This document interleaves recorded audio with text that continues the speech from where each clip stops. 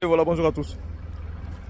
Bien avant de revenir, de rajouter une autre couche sur la sortie ubiesque de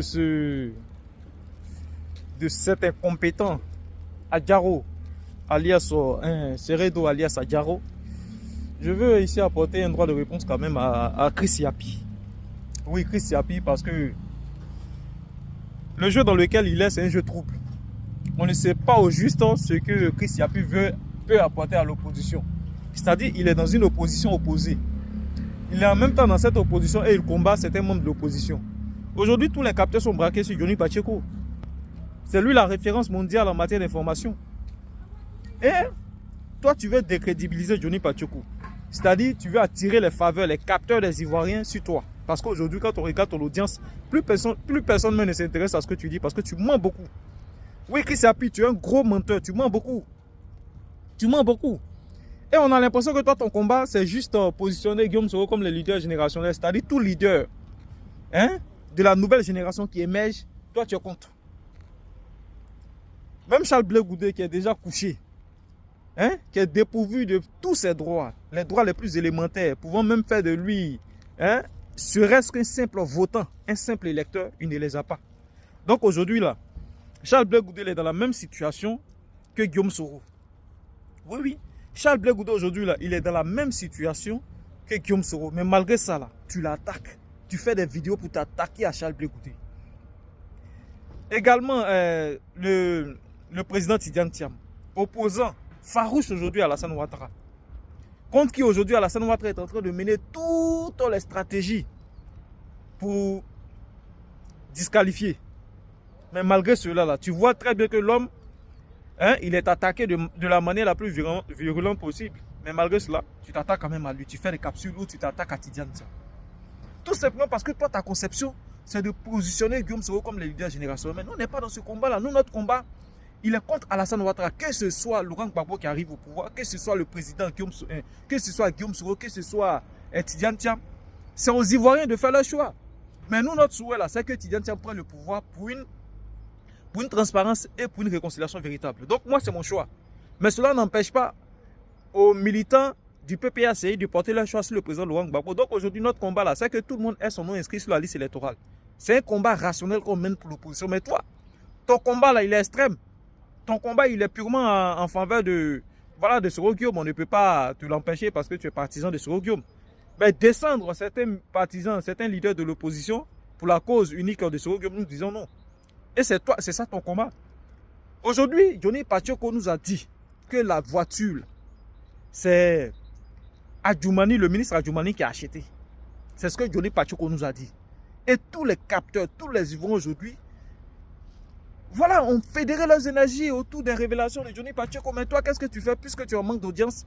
Tu veux détourner la vigilance des Ivoiriens sur toi. Tu veux détourner les regards sur toi. Et ça ne passera pas. Et cela passe par une certaine décrédibilisation de Johnny Pacheco. Pour dire que non, Johnny Pacheco, oui, effectivement, il y a quelqu'un qui a acheté une Range Rover, mais Johnny Pacheco manque, c'est pas Adjoumani, mais c'est l'Aspire. Mais moi, je suis allé en profondeur parce que nous tous sommes braqués sur Johnny TV. Donc, j'ai quand même analysé un peu les révélations de Johnny Pacheco et comprendre pourquoi est-ce que tu as choisi l'Aspire.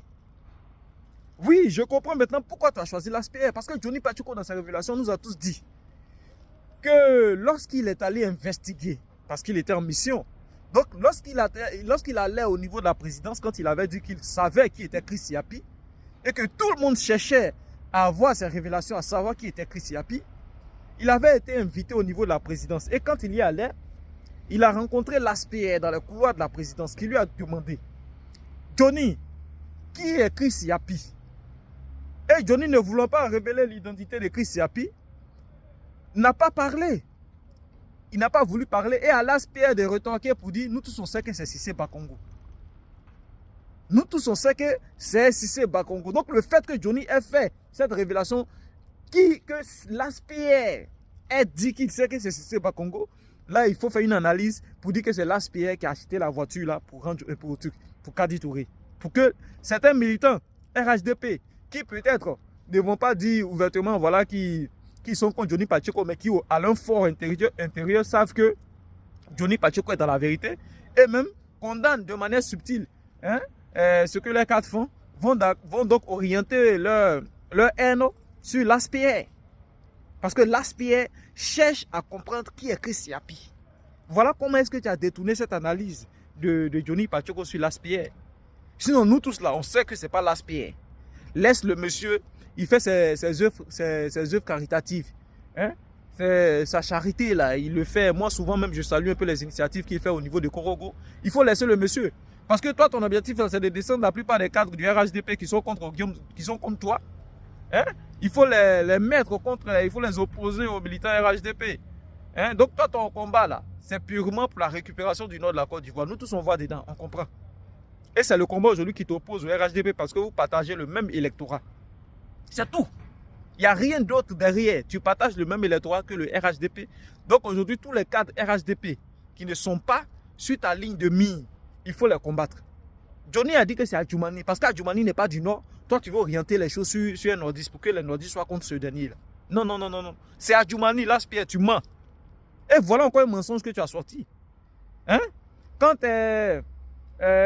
Souleymane Gbagbo nous a dit ici que c'était, qu'il y avait des encagoulés, tout ça, qui étaient au niveau de Paris pour attenter à la vie de Johnny Pacheco.